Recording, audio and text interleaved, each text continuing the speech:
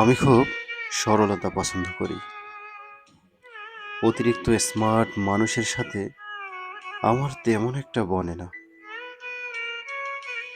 আমি এমন মানুষ পছন্দ করি যার কথায় কৃত্রিমতা নেই, যার হাসিতে অভিনয় নেই, যার মন আর মুখ দুটো আলাদা নয়।